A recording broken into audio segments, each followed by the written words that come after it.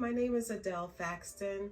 I am a board certified licensed massage therapist with Healing Hands School of Massage. And today I want to show you some tips and pointers on how you can give your loved one a massage at home. So first things first, we want to talk about safety. The first thing you want to make sure you have is a nice sturdy chair, a four-legged chair that's not rickety rockety. And it doesn't have any wheels on it. Okay. The second thing you want to make sure you have is pillows. You may need about 3 pillows. You want to make sure they're nice and soft. A little firmness is okay, but you don't want to have too much firmness. You want to make sure your loved one is comfortable. The next thing you want to have is a nice sturdy table that's not rickety rockety.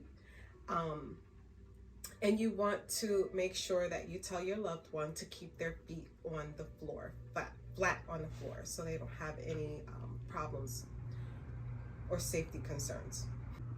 Okay, so now you want to think about the mood. You want to make sure you have the proper lighting. You can use some soft light, 60 watts, no more than 60 watts is fine. Maybe a soft lamp, maybe some candles, or a soft TV light in the background is fine. And then you want to make sure you have some nice soft music playing. Some soft piano music is absolutely fine.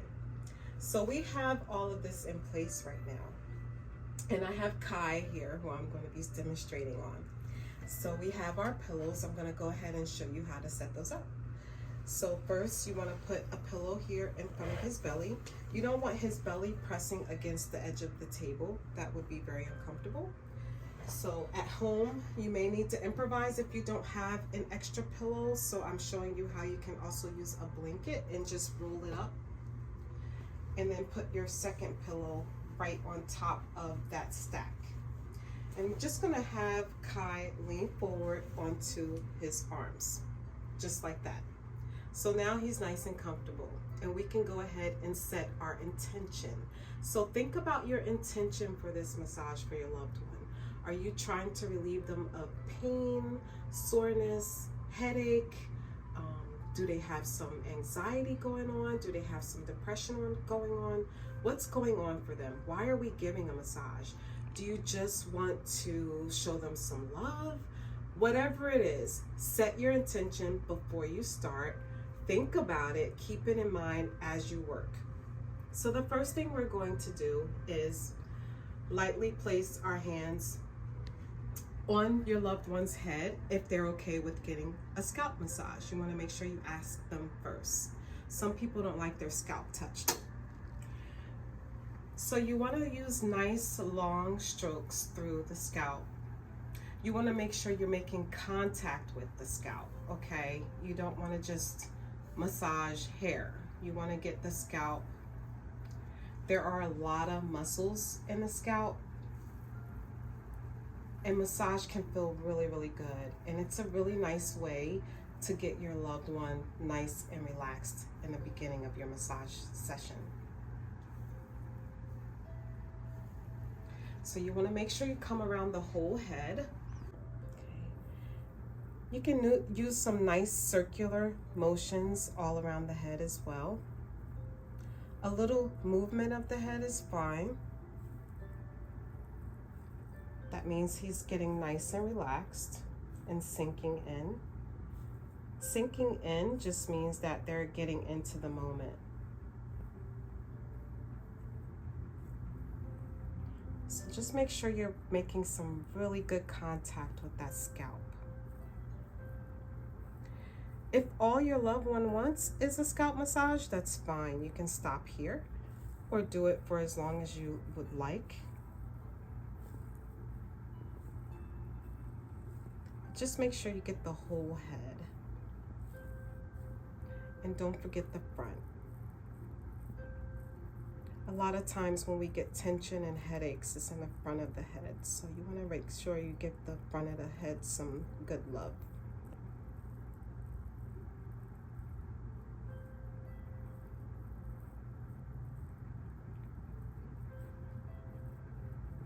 And then when I end my scalp massage, I usually like to come to the center with my thumbs meeting in the middle and just press down a little bit. Not too much pressure, just a little bit, just letting them know that the scalp massage has ended. Now I'll show you how to do some neck and shoulder work.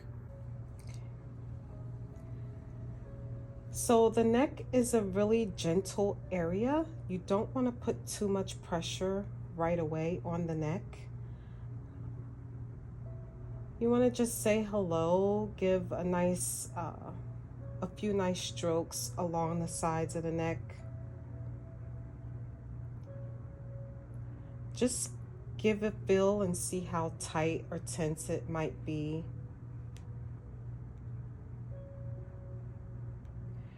And so you can see my hands doing work, but my work is actually coming from my core. So I am using a lot of my abdominal muscles and my thigh muscles to get movement going through my body. This is so I don't fatigue my hands too fast.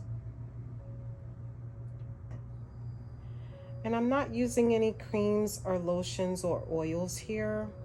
It's not really necessary, and it's a good way to get some nice stretching of the tissues if you don't have any lubricant on your hands. But if you prefer to use lubricant, or if your loved one prefers that you use lubricant while you're doing this massage, that's absolutely fine. So what I'm doing right now is pulling on the neck tissues gently and just giving them a nice stretch in both directions.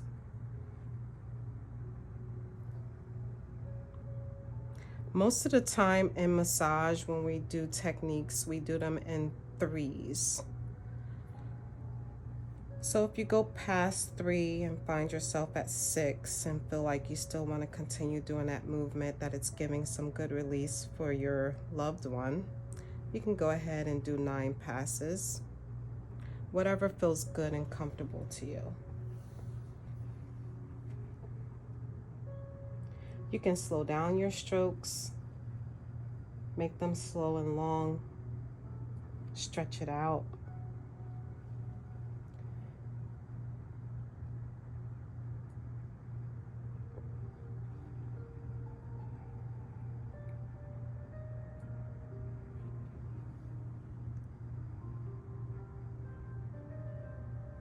And you can also do some small circles.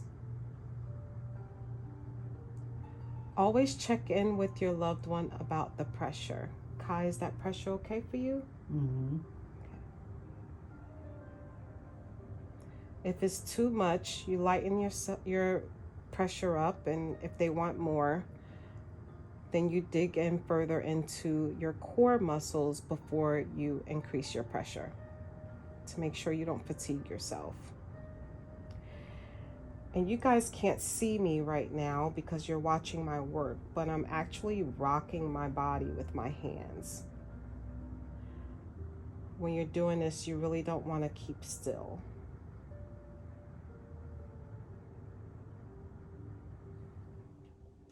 It just helps your muscles not to get too fatigued. And you can see his neck is getting nice and red. That's a good thing. That means that he's getting some increased blood flow. So then we can move on to the shoulders. I'm just doing some gentle rocks back and forth. I'm gonna feel things out to see what's going on for him in his shoulders.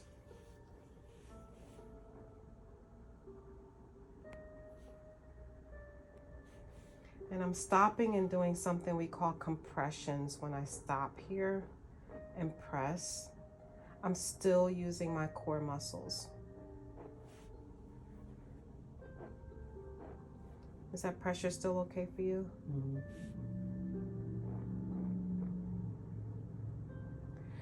Compressions are really nice over areas that are very tight.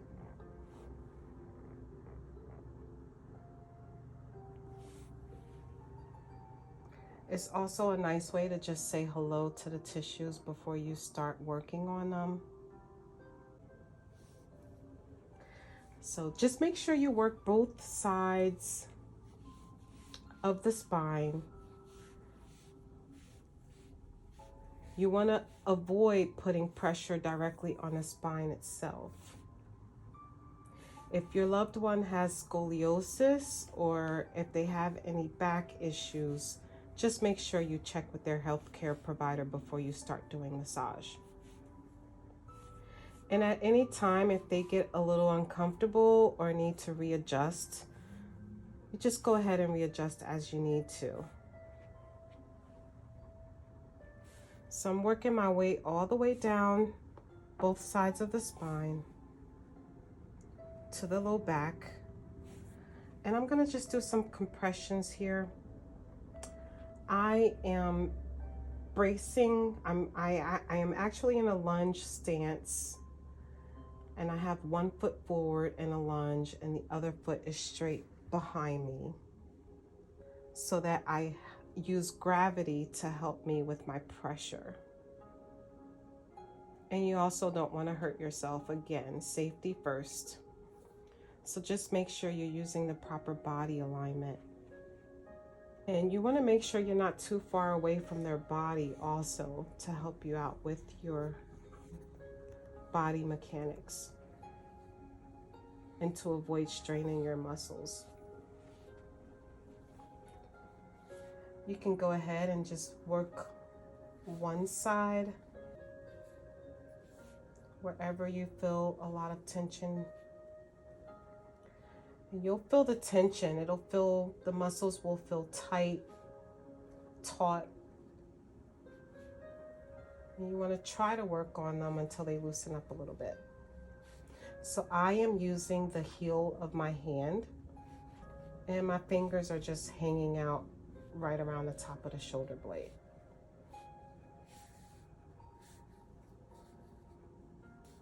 You can also use a thumb to press in, as long as it's not too much pressure. And wherever you feel those areas of tension, you want to spend a little bit more time.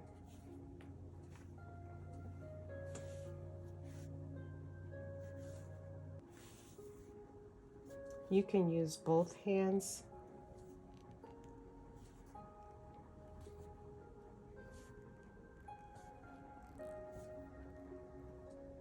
You can put thumb on top of thumb as well.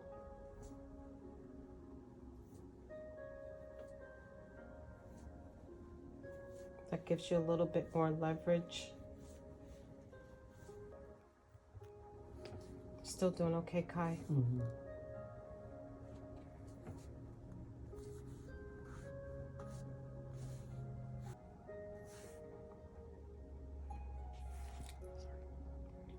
And once you have worked both sides,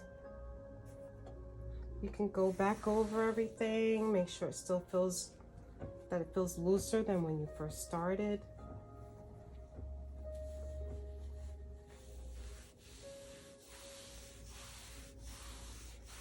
You just run your hands up and down.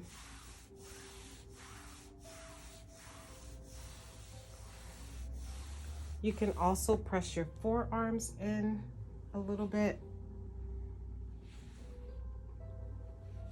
in those areas where you feel there was a lot of tension and it might need a little extra help.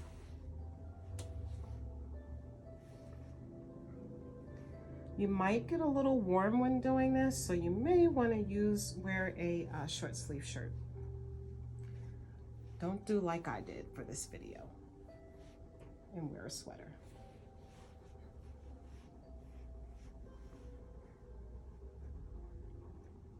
It's a lot of energy exchange with massage,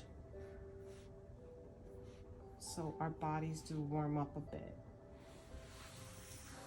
And you can do some nice ending strokes. It's something we call effleurage.